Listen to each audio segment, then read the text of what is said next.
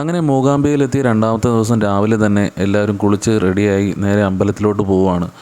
നമ്മുടെ റൂമിൽ നിന്ന് നേരെ ഇറങ്ങി ആ ഒരു ചെറിയൊരു പാലം കടന്നു കഴിഞ്ഞാൽ നമുക്ക് അമ്പലത്തിലോട്ട് എത്താനാവും. അപ്പോൾ മെയിനായിട്ട് നമുക്ക് ആദ്യത്തെ പരിപാടി എന്ന് പറയുന്നത് മോൻ്റെ എഴുത്തിനിരുത്താണ്. അപ്പോൾ ഓൾറെഡി വിഷ്ണു നേരെ പോയിട്ട് രസീത് വാങ്ങാൻ വേണ്ടി നിൽപ്പുണ്ട്. 200 രൂപയാണ് നമുക്ക് എഴുത്തിനിരുത്തുന്നതിന് അവിടെ ചാർജ് ചെയ്യുന്ന എമൗണ്ട് എന്ന് പറയുന്നത്. നമ്മൾ അമ്പലത്തിലെത്തിയ അതേ ദിവസം തന്നെ ക്രൈം ബ്രാഞ്ച് ഇൻസ്പെക്ടർ ജനറലായ ശ്രീജിത്ത് IPS സാറിനെയും അവിടെ വെച്ച് കാണാൻ കഴിയുകയുണ്ടായി. നമ്മൾ ഈ നേരെ കാണുന്ന സരസ്വതി മണ്ഡപത്തിലാണ് വിദ്യാരംഭം നടത്തുന്നത്.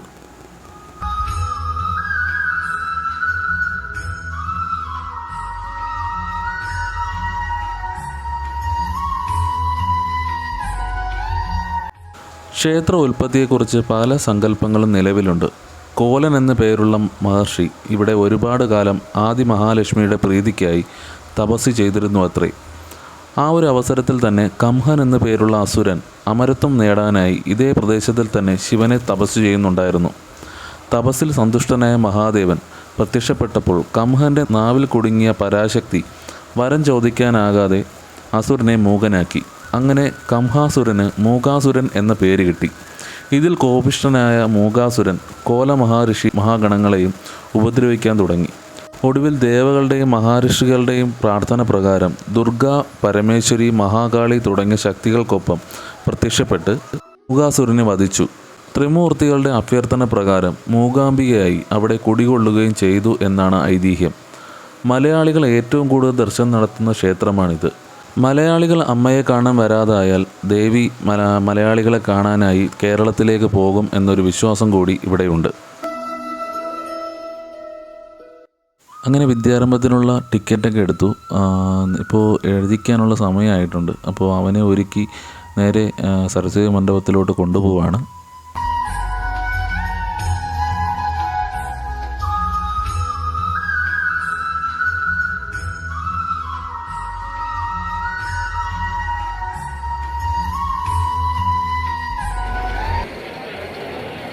പ്രാർത്ഥിക്കണം. പ്രാർത്ഥിക്കാൻ സന്നിധാനത്തിൽ വിദ്യാരംഭക്കാരെ ചെയ്യാനുണ്ട്. പിന്നെ മൂകാംബികാ ദേവിയെ അനുഗ്രഹിക്കാനായിട്ട് പ്രാർത്ഥിക്കണം.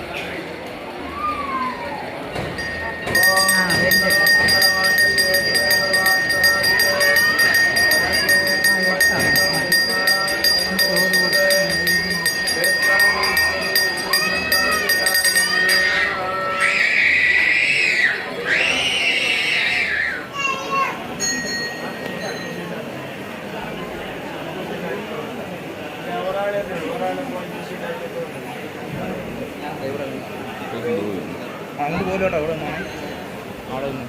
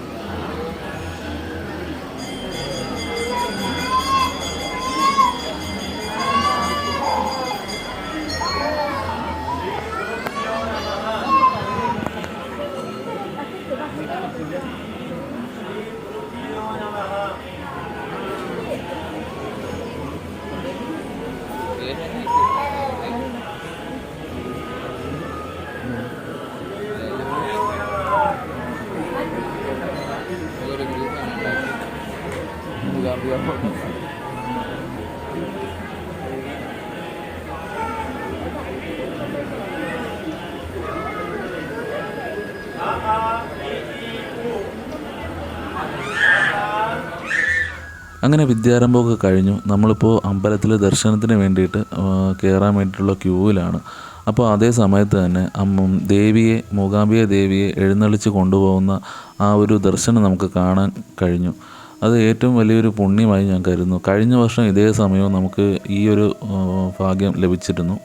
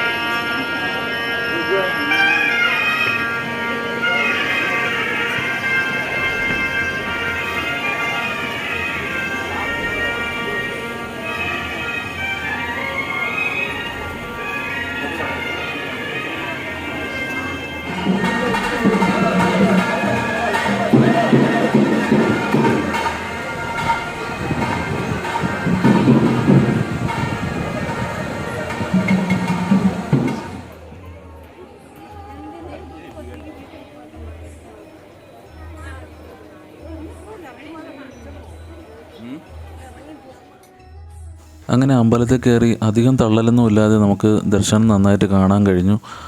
കയറി കഴിഞ്ഞ് നമ്മൾ പുറത്തോട്ട് ഇറങ്ങി.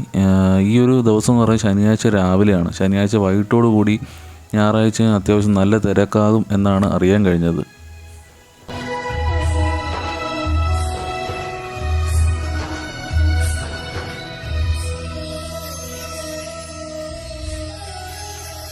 പിന്നെ രാവിലെ പോയി അമ്പലത്തിലെ ദർശനവും പിന്നെ എഴുത്തൊക്കെ കഴിഞ്ഞു. ഇനിയിപ്പോൾ നമ്മൾ നേരെ മുരുടേശ്വരിലോട്ട് പോവുകയാണ്. അപ്പോൾ അത് നെക്സ്റ്റ് ഒരു വീഡിയോ ആയിട്ട് ചെയ്യാം. അപ്പോൾ ഈ ഒരു വീഡിയോ ഇവിടെ വെച്ച് വൈൻഡപ്പ് ചെയ്യാണ്. പുതിയൊരു വീഡിയോ ആയിട്ട് അടുത്ത മുരുടേശ്വർ വീഡിയോ ആയിട്ട് വീണ്ടും കാണാം. അതുവരേക്കും ബൈ.